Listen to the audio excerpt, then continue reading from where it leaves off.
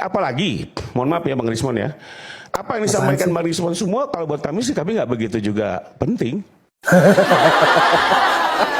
Di video gue yang kemarin ngebahas tentang Rismon, itu gue udah kasih tahu kan, dia tuh nggak diterima di mana-mana, maju kena, mundur kena.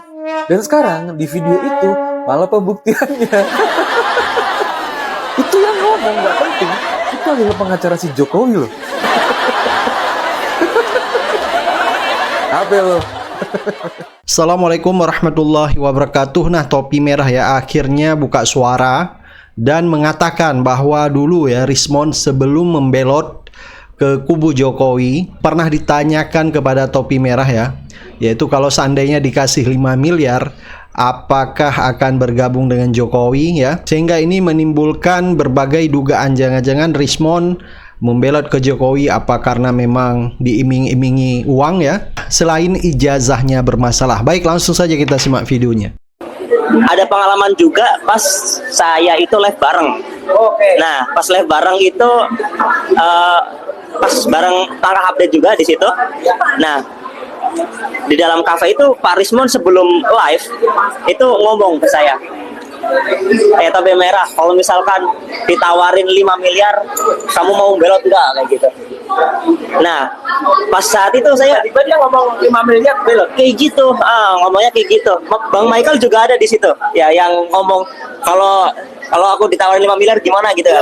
Masih ingat ya. Pokoknya kalau soal uang Michael ada pasti. Nah, pas di situ saya bilang, kalau misalkan saya ditawarin, karena saya masih takut banget ya. Iya. Saya maunya ya diam aja kayak gitu, nggak mau ngebelot karena memang itu menyalahi sebuah integritas kayak gitu. Kalau misalkan kita membelot kayak gitu. Nah, ternyata sekarang malah dia yang ngomong yang membelot gitu. Jadi agak lucu kayak gitu. Agak tidak konsisten, sen kiri belok kanan kayak gitulah. Paling itu aja sih pengalaman karena memang jarang banget saya ketemu dengan Pak Rismon, cuman sekali itu doang sih Pak. Terima kasih. Tapi menarik ya, Mewakili Rismon, terima kasih. tapi menarik ketika ada pertanyaan kalau ditawari 5 miliar belok. Sayangnya tidak ada psikolog ya, atau ahli perilaku yang bisa menerjemahkan ini. Tapi Pak Ugro kan sebagai penyidik tentu sering berhadapan dengan orang yang punya motif-motif tertentu. Kenapa kemudian dia harus mention bahwa kalau ditawari 5 miliar kamu belok atau enggak? Kenapa ada pikiran seperti itu untuk nanya? Karena begini, terhadap Rismon ini kan ada beberapa spekulasi yang muncul. Pertama, mengatakan bahwa dia beloknya itu bukan karena ancaman ijazah palsu dan surat kematian, tetapi from beginning memang begitu maksudnya. Artinya masuk ke gelanggang untuk mempertinggi daya tawar, dan kemudian daya tawar itulah yang dia mau jual. Tapi ternyata boncos juga karena kenapa gue kok tiba-tiba kangen dengan video-video yang dikasih caption seperti ini, guys. Jangankan ancaman penjara, Joko Widodo, ya, ancaman nyawa pun saya hadapi, gitu, ya, karena saya pegang, ya, keilmiahan. Anda boleh berbohong terhadap di Indonesia ini, ya, orang-orang yang mendukung Anda, tetapi Anda tidak bisa berbohong tentang teknologi evolution. Ada darah nenek moyangmu tertumpah untuk republik ini, para termun. Jaga omonganmu. Itulah kualitas Presiden Jokowi, penipu, pembohong, ya, rakus kekuasaan, serakah, seolah-olah negara ini miliknya. Kalau kita telisik, memangnya ada nenek moyangnya dia berjuang dan mati sebagai pahlawan. Coba ditelisik dulu, ya. Sementara kita jutaan seperti kita, nenek moyang kita berkorban untuk mendirikan republik ini. Ya, istri saya, ya, 2 tulangnya, Pak abang dari mamanya kandung, tewas di Salatiga, Ambarawa, dikubur massal di sana, 2 nyawa. Ya, Jokowi apa? Menyumbangkan apa? Ya, kalau ditanya para termul itu ya, termul, ternak Jokowi, ya, Andi Aswan itu. Memang Rismon siapa? Ada darah nenek moyangmu tertumpah untuk republik ini, para termul. Jaga omonganmu. Nenek moyang kami tertumpah darahnya untuk republik ini. Jaga omonganmu. Tanyakan Jokowi itu, ada nggak nenek moyangnya tertumpah darahnya untuk republik ini? Kehilangan nyawa. Jangan macam-macam kalian. Mentang-mentang kami rakyat jelata. Ya. Nyawa tertumpah untuk republik ini. Pak Prabowo Subianto, bagaimana ini Pak? Kalau benar info yang akan memunirkan saya. Dan saya dapat 3 orang mendatangi domisili saya, menanyakan saya, pemuda berbadan gelap, berbadan tegap. Ya, bukan gelap ya, tegap. Ada nggak jaminan untuk rakyat semacam kami? Ijazah UGM bukan aib. Masa kita punya presiden yang nggak berani menunjukkan ijazahnya? Sudah 10 tahun dibiayai negara ini. Makanya saya bilang, semua ini kegaduhan ini bermula dari ya pengecutnya Joko Widodo, ya, dan pengecutnya Dirtipidum yang diakui mereka itu asli tapi hanya berani menampilkan fotokopinya. Dengan kekuatan uang bapaknya, sudah hampir pasti dia jadi presiden dan kalian akan jadi jongos. 19 juta lapangan pekerjaan, bukannya itu kebohongan yang cukup untuk menggerakkan mahasiswa, bahwa dia itu cuma ngomong sama seperti bapaknya SMK dengan kekuatan uang bapaknya. Jadi kalau saya harus minta, Pak Jokowi ini kan terkenal sebagai ikon pembohong. Jangankan ancaman, makanya saya Rismo Sianipar dimanapun kau berada, saran Hotman sebaiknya minumlah kopi luwak hitam premium agar otak kamu itu ingat apa yang kau ucapkan selama ini. Karena kopi luwak hitam premium membuat daya ingat kita semakin tajam. Ya, sekali lagi Rismon, jangan lupa minum kopi luwak hitam premium. Bang Rismon, saya lihat abang benar-benar berusaha semaksimal mungkin ya untuk meyakinkan publik dengan segala macam cara. Abang menyampaikan bahwa selama ini banyak yang disembunyikan ya, dan belum ada yang abang kritis soal embos dan segala macamnya itu. Tapi Bang, satu hal yang harus abang ketahui, bahwa pada saat abang sudah menyatakan itu, maka sebaiknya dan sepatutnya abang tidak lagi melakukan penelitian ijazah kepada Pak Jokowi. Tidak lagi menampilkan bahwa ini ada begini, kemarin itu saya keliru. Harus orang lain, bukan lagi abang. Abang cukup mengakui saja dan menunjukkan bahwa di sini saya melakukan kebohongan. Udah itu pamit. Abang pulang ke kampung abang. Karena saya baru dapat model seperti ini ya. Kan kalau kita sebagai peneliti, yang menurut saya sudah paling apa istilahnya, jujurnya itu adalah mengakui kesalahan. Seperti yang abang bilang, tidak boleh bohong, ya, boleh salah. Dan setelah itu udah, nanti orang lain yang kemudian melakukan penelitian lagi dan melanjutkan. Karena saya sudah tidak percaya penelitian abang yang berikutnya itu. Istilahnya sudah banyak hal yang kemudian patut kita duga dan kita curigai. Terlebih, saya lihat abang berusaha semaksimal mungkin untuk bisa meyakinkan publik bahwa penelitian yang kedua inilah yang benar. Di sisi lain juga, Pak, ada lagi yang namanya pemuda yang topi merah itu. Yang istilah topi merah saya lihat di YouTube-nya ini. Dia men-challenge ya, bahkan dia katakan abang itu ya, istilahnya dalam tanda petik, masih juga dipertanyakan soal riset abang yang kedua ini. Ya sudahlah, Pak, ya. Abang sudah dapatkan RJ. Saya kira kan itu yang abang pengen selama ini, karena abang mengakui bahwa ada kesalahan dalam penelitian abang. Sudah stop sampai di situ, balik kanan pulang kampung. Oke Bang? tanpa ada bias dikatakan Mas Roy, oh tidak ada embos, selalu dibawa-bawa, tidak ada embos, tidak ada watermark. Itu kan kebohongan publik yang diulang-ulang terus.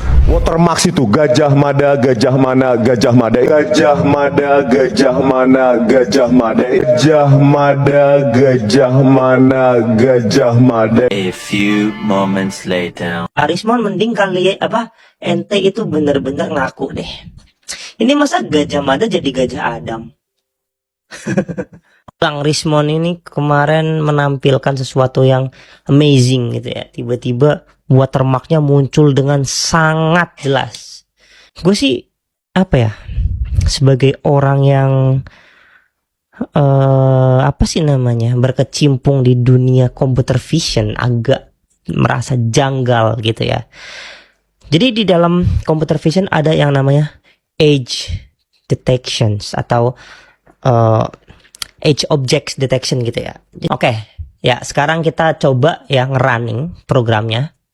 Ini kita coba running. Ini gambar yang baru kita download ya dari X-nya Dian Sandi. Dan dari konsepnya Bang Rismon ini ya. Dan di sini kalian bisa lihat ini ada Mada, ada yang Adam gitu. Arismon mending kali ente itu bener-bener ngaku deh. Ini masa Gajah Mada jadi Gajah Ada?